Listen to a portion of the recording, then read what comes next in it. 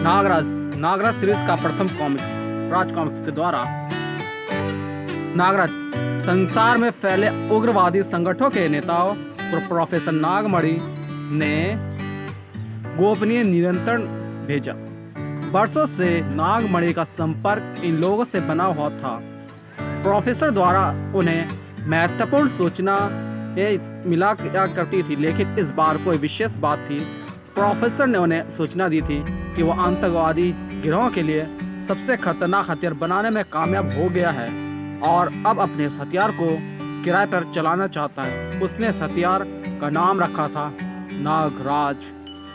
बंगाल की एक आलीशान इमारत में विभिन्न देशों से आए आतंकवादी नेता एकत्रित हो रहे थे।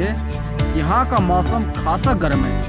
कनाडा और बर्मा की भौगोलिक स्थिति बहुत भिन्न है। अगर नागराज हमारे मतलब का हथियार हुआ तो हम मिडिल ईस्ट को हिला कर रख देंगे।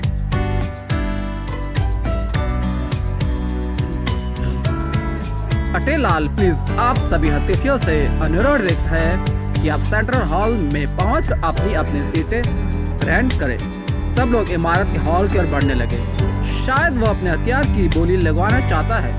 इमारत के सेंट्रल हॉल में दोस्तों, नागराज के निर्माण में मैंने अपनी जिंदगी के 20 बहुमूल्य वर्ष गंवाए हैं। एक नवजात शिशु पर मैंने अपना प्रयोग शुरू किया था और आज उसकी 21वीं वर्षगांठ है। उसके भीतर जो थोड़ी बहुत कमजोरियां हैं वह अगले कुछ वर्षों में समाप्त हो जाएगी, लेकिन वह इस समय आपके लिए संपूर्ण हथियार बन चुका है। क्या वह कोई कंप्यूटर है? हम उसका प्रदर्शन देखना चाहेंगे। जब तक हम उस हथियार की धार नहीं देख लेते कैसे यकीन करें? उसी के लिए आप सबको बुलाया है। आप उसकी उपयोगिता का अनुमान स्वयं लगा सकते हैं। वह कंप्यूटर नहीं है, परंतु इंसान होते हुए भी कंप्यूटर से तेज कार्य की क्षमता रखता है। एक आश्चर्यजनक एक इंसान कंप्यूटर को मात कर जाए हो सकता है। यह कब हो? नागराज अभी सामने में के मंच पर प्रकट होगा, जहां आप उसकी क्षमता और ताकत का प्रदर्शन देखेंगे। नागराज मंच पर प्रकट हो गया। सभी मेहमानों को नागराज का अभिवादन। आप लोग दुनिया में खतरनाक आतंकवादी संगठनों के सरदार है। आप सभी किसी न किसी फन में महारत हासिल किए हुए हैं। आप में से 4 ऐसे व्यक्ति मंच पर आ जाए जिनका निशाना अचूक। हॉल के 4 व्यक्ति उठकर मंच पर आ गए। सबसे पहले आप लोग अपना परिचय दें। वे अपना परिचय देने लगे। मुझे ज्ञानी कहते हैं। मैं टेक्सास का सबसे खतरनाक गैंगमैन हूँ, जिसका कोई भी गोली आज तक खाली नहीं गई। मुझे यूसुफ बिन अली खान कहते हैं। मेरा इश्क में तो मुझे मौत का सौदागर कहा जाता है। अगर आप कहें कि उड़ती चिड़िया की आँख पर गोली मारनी है तो गोली आँख पर ही लगेगी। मैं डॉन हूँ, यूरोप का सबसे खतरनाक गन मास्टर। मैं हूँ पश्चिमी जर्मनी में। मुझे निशाने का रॉबिन सूट कहा जाता है। आप लोग शपथ ले कि अपनी गोली से नागराज को खत्म करके नीचे उतरेंगे। हम सब कसम खाते हैं। मैं इस घड़ी में अलार्म भर रहा हूँ। 1 मिनट के अंदर अलार्म बजेगा और अलार्म बजते ही आप अपनी गन निकाल कर नागराज पर फायर कर सकते हैं। 1 मिनट बाद ट्रिन ट्रिन ट्रिन। उफ, हाय, शू शू शू। क्या हुआ? उन्हें क्या हो गया? अरे सांप! उनकी किलाइयों पर मैंने सांप देखे थे। लेकिन सांप अब है कहाँ? क्या चारों मर गए? नागराज, उन्हें जीवन दान दो। चारों को नागराज के जहरीले सांपों ने डस लिया था। नागराज उनका जहर खींचकर उन्हें जीवित करने में सक्षम था। शीघ्र ही आप चारों ने क्या देखा? मैं कुछ देख नहीं पाया। जैसे ही रिवॉल्वर मेरे हाथ में आया, मैंने कलाई पर एक सर्प को लिपटे देखा, जो डंक मारते ही ना जाने कहाँ गायब हो गया। यही हमारे साथ भी हुआ। चारों वापस अपने सीटों पर बैठ। अब मैं किसी फाइटर को तलब करता हूँ कि जिस विशाल का फाइटर होगा, नागराज उसी फन का फाइट करेगा। मैं मार्शल आर्ट का भारतीय हूँ। यम आई एम यू कुंग फू मैन। मार्शल आर्ट के दोनों योद्धा मंच पर आ गए। और कोई है इस आर्ट का महारथी? नागराज, तुम दोनों का अंक अकेला प्रतिद्वंदी होगा। इसे खत्म कर दो। और फिर साई ठक ठक। ये स्नेक हैंड है। मुझे इसके सामने पहले दर्जे बालक की तरह लड़ा। फुस।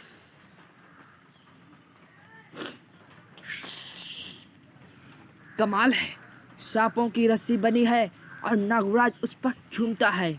माय गॉड, क्या तुम लोग नागराज की कोई और परीक्षा लेना चाहते हो? नहीं, हम इस प्रदर्शन से संतुष्ट हैं। प्रोफेसर नागमणि, आपने शानदार हथियार का निर्माण किया।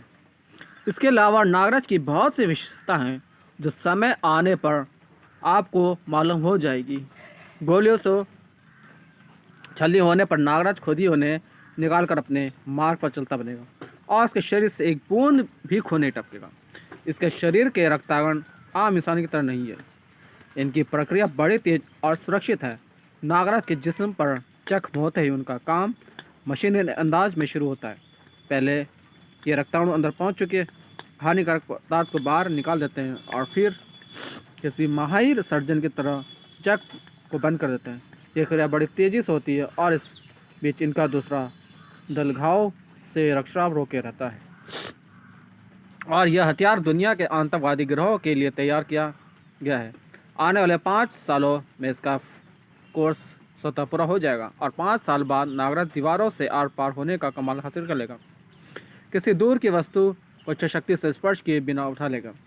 गफी लगती है यह बात। मुझे इसकी आस्तन में तोड़फोड़ के लिए तुरंत ज़रूरत है। अब नागराज की बोली लगेगी। सबसे ऊंची बोली को नागराज को भाड़े पर लेने का रेट तय समझा जाएगा और ऊंची बोली वालों को नागराज के प्रयोग के लिए प्राथमिकता दी जाएगी। बोली शुरू की जाएगी और मैं इसी जगह बैठे बड़े दुनिया का सबसे धनवान और ताकतवर इंसान बन जाऊंगा। $5,000। 10,000। $50,000। $1,00,000। अंतिम बोली $1,00,000। तो नागराज के एक मिशन की कीमत $1,00,000 निश्चित की जाती है। मिस्टर बुलडॉग की बोली सबसे ऊंची है, इसलिए उन्हें नागराज का प्रयोग करने का अधिकार दिया जाता है। और मिस्टर बुलडॉग के सम्मान में हम शाम एक पार्टी देंगे। शाम को पार्टी में मिस्टर बुलडॉग बधाई हो। क्या आपने हिंदुस्तान में तोड़फोड़ के लिए कोई बहुत बड़ा ठेका ले लिया है? यह तो सौदा है भाई। मैं उससे 1 करोड़ का डाका भी डलवा सकता हूँ। फिर तो तुम्हारी विवाह में ज़रूर कोई बहुत बड़ा खजाना है। अपना अपना कारोबार है। हमारी शुभकामनाएं आपके साथ हैं। हम अगले माह की बुकिंग कर लेंगे। आतंकवादी गिरोह के सरगनों का यह सम्मेलन समाप्त हो गया और बुलडॉग नागराज को लेकर चल पड़ा। नागराज, तुम्हें कबीले वालों के मंदिर से एक प्राचीन मूर्ति चोरी करनी होगी। वह मूर्ति बहुत प्राचीन है। सभी कबीले वाले उसकी पूजा करते हैं और वह 1 करोड़ रुपए मूल्य की है। मूर्ति तो कोई भी चुरा कर सकता है। हेलीकॉप्टर हेडक्वार्टर आ गया है। बाकी बातें नीचे होंगी। नागराज, देवी की मूर्ति चोरी करना इतना आसान होता तो कभी भी वह मूर्ति चोरी कर ली जाती। मुश्किल क्या है? कबीले के मंदिर में रखी वह मूर्ति पौराणिक है और कबीले के लोग उस मूर्ति के लिए प्राणों का भी बलिदान कर देते हैं। मैं मूर्ति को आसानी से चुरा लाऊंगा, लेकिन फिर देवी की मूर्ति चोरी करनी इतने सरल नहीं है, क्योंकि उसकी रक्षा मंदिर में रहने वाले सैकड़ों नाग करते हैं। नाग वैसे तो किसी को कुछ नहीं करते, लेकिन जब कोई मंदिर में बुरी नीयत से जाता है तो उसे डस लेते हैं। हमारे 50 आदमी मारे जा चुके हैं। यह तो बड़ा विचित्र मामला है। मैं मूर्ति चुरा लाऊंगा। उस मूर्ति की सुरक्षा का क्या प्रबंध है? उस मूर्ति की सुरक्षा एक सन्यासी भी करता है। लोग उसे महात्मा गोरखनाथ के नाम से पुकारते हैं। वह सन्यासी आसाम के जंगलों में कहीं रहता है, लेकिन उसका निवास किसी को मालूम नहीं। वह सफ़ेद बालों वाला शक्तिशाली इंसान है, वह भी मुझे नहीं रोक सकेगा। वह एक चमत्कारी इंसान है। लोग कहते हैं कि उसकी आयु 200 वर्ष है। सभी कबीले वाले उसकी बात मानते हैं। मैं उसका भी खेल खत्म कर दूंगा। नागराज ने मिशन पर रवाना होने की पूरी तैयारी कर ली।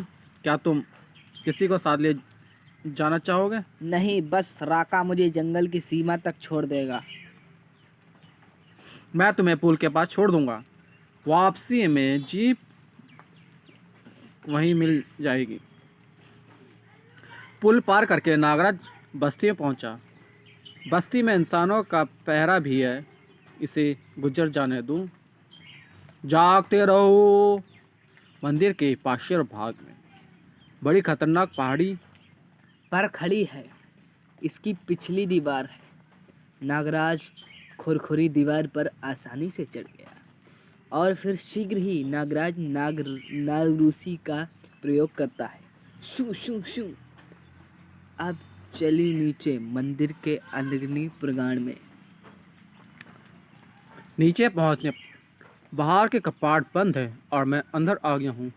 अब वह दरवाज़ा। नागानंद, नागराज का दायां हाथ। नागानंद, तुम जाकर पता लगाओ कि इसे अंदर से कैसे खोला जाता है।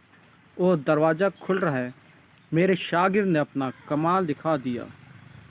बड़ा अलौकिक प्रकाश है यहाँ। तभी फुस फुस। अरे नादानो, मुझ पर जहर उगर रहे हो। ठहरो, अभी चखा। Please like and subscribe Veeru shahi.